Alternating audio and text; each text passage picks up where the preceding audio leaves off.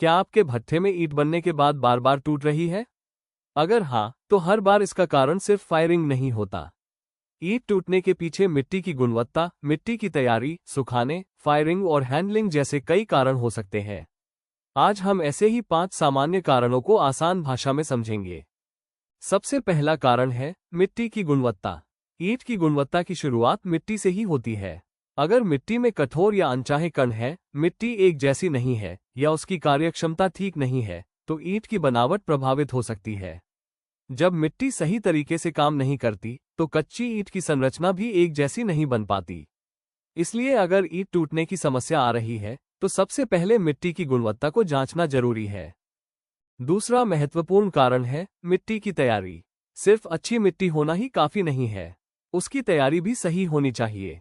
अगर मिट्टी अच्छी तरह से मिक्स नहीं हुई है, नमी एक जैसी नहीं है या मिट्टी की गाढ़ापन और कंसिस्टेंसी सही नहीं है, तो ईंट की बनावट असमान हो सकती है। और जब ईंट की बनावट सही नहीं होती, तो आगे सुखाने और हैंडलिंग के दौरान टूटने का खतरा बढ़ सकता है। इसलिए मिट्टी की तैयारी पर भी उतना ही ध्यान देना जरूरी है। तीसरा महत्वपूर्ण चरण है सुखाना। कच्ची ईंटों को सुखाते समय परिस्थितियों पर सही तरीके से नजर रखना जरूरी है। अगर सुखाने के दौरान ईंटों में दरारें आने लगती हैं, तो बाद में उठाने, रखने या शिफ्ट करने के समय ये ईंटें टूट सकती हैं। इसलिए सिर्फ ईंट को सुखाना ही जरूरी नहीं है, ये देखना भी जरूरी है कि ईंटों में दरार तो नहीं आ रही, किनारे खराब तो नहीं हो रहे और सुखाने की प्रक्रिया सही तरीके से हो रही है। समय पर पहचान करने से समस्या का कारण समझने में मदद मिल सकती है। चौथा कारण है फायरिंग। फायरिंग के दौरान की परिस्थितियों का ईंट की अंतिम गुणवत्ता पर असर पड़ सकता है। अगर फायरिंग समान रूप से नहीं हो रही है या परिस्थितियां सही नहीं है, तो ईंट की गुणवत्ता प्रभावित हो सकती है। लेकिन यहाँ एक बात बहुत महत्वपूर्ण है, हर भट्ठे की स्थिति अलग होती है। इसलिए बिना भट्ठे की वास्तविक स्थिति और ईंट की गुणवत्ता को देखे सिर्फ फायरिंग को ही समस्या का कारण मान लेना सही नहीं है। पांचवां कारण है हैंडलिंग।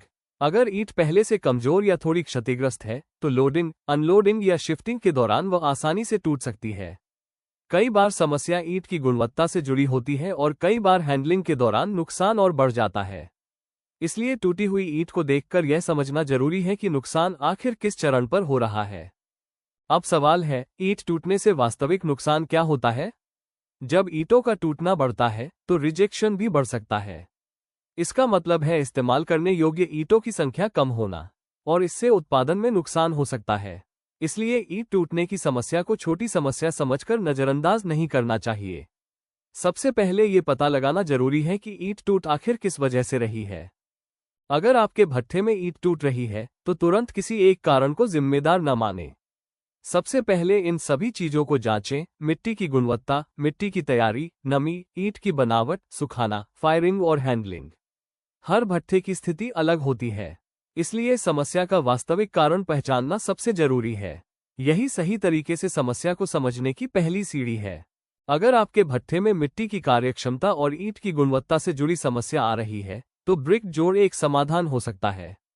ब्रिक जोड़ को मिट्टी की कार्यक्षमता और बेहतर ईंट निर्माण को सपोर्ट करने के लिए विकसित किया गया है।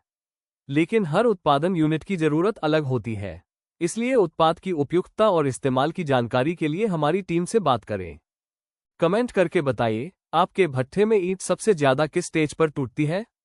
सुखाने में, फायरिंग में, हैंडलिंग में या मिट्टी की वजह से? वीडियो उपयोगी लगा हो तो इसे अपने किसी ब्रिक मैन्युफैक्चरर दोस्त के साथ जरूर शेयर करें। और ब्रिक प्लस की जानकारी के लिए व्हाट्सएप करें 9116977077।